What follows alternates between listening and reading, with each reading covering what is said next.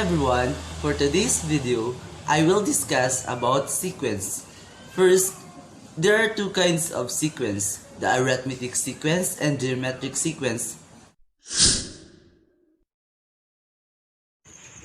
What is arithmetic sequence?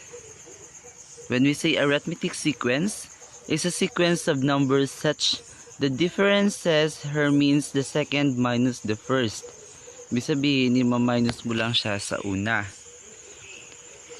For each arithmetic sequence, identify the common difference D in the next term in the sequence. Identify mo yung common difference. 2, 5, 8, 11, and the difference is 3. So, we have substitute the value. A1 is equals to 2, and A2 is equals to 2 plus 3.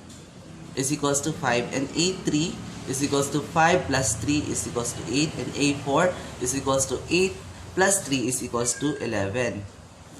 And the formula for the nth term of an AS is AN is equals to A1 plus the parenthesis of n minus 1 times D.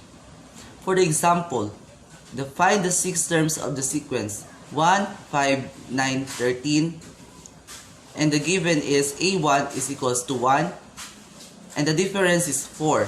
Since 9 minus 5, kaya ang naging difference is 4. And ang ating n is equals to 6. So, ang hinahanap natin is AN. So, let's find out. AN is equals to A1 plus n minus 1 times D, the formula.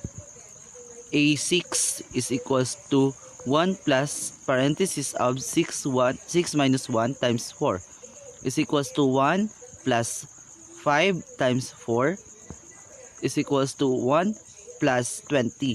Paano nakuha yung 20? Because 5 times 4 is equals to 20. Then 1 plus 20 is equals to 21. Therefore, the 6th term of the sequence is 21. And now, let's proceed to example number 2. Find the nth term of the sequence 1, 5, 9, 13. And the given is A1 is equals to 3. And the difference is 4. Since 5 minus 1 is equals to 4, substitute the given value. AN is equals to 3 plus 1, parenthesis of n minus 1, times 4. Therefore, our answer is 4n minus 1 is the nth term of the sequence. Nakikita nyo po dyan. Let's proceed to the geometric sequence. Hello mga matalino! In previous lesson, Lester discussed about arithmetic sequence. So now, we will talk about our next topic, which is geometric sequence. At the end of this lesson, you will be able to identify the common ratio of geometric sequence, find the formula for the general term of a geometric sequence, calculate the n partial sum of a geometric sequence, and also solve problems involving geometric sequence. Ano nga ba ang geometric sequence?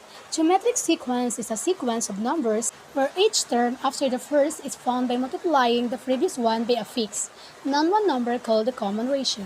For example, 2, 8, 32, and 128. So, to get the common ratio, i-divide natin yung second term to the first term. So, 8 divided by 2 is equals to 4. So, the common ratio is 4. And take note, r is not equal to 0. Example number 1. Find the ninth term of the geometric sequence 7, 21, 63. The formula for geometric sequence is a sub n is equals to a sub 1 times r raised to n minus 1. An is equals to a1 times r raised to n minus 1. An is equals to 7, which is the a1.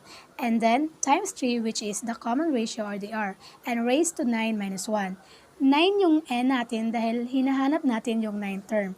So, an is equals to 7 times 3 raised to 8. And 3 raised to 8 is equals to 6,561. Then, ita-times natin siya sa 7 to get the 9th term, which is 45,927. Therefore, 45,927 is the 9th term in the sequence of 7, 21, and 63.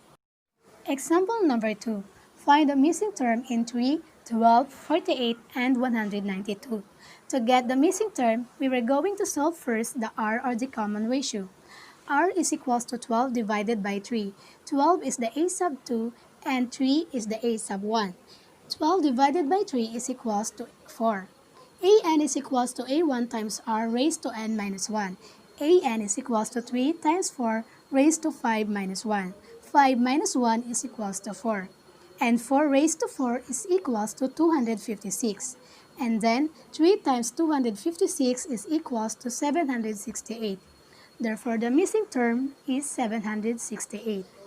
Yun lamang po ang ating discussion about geometric sequence. So, thank you for watching this video and I hope you learned something.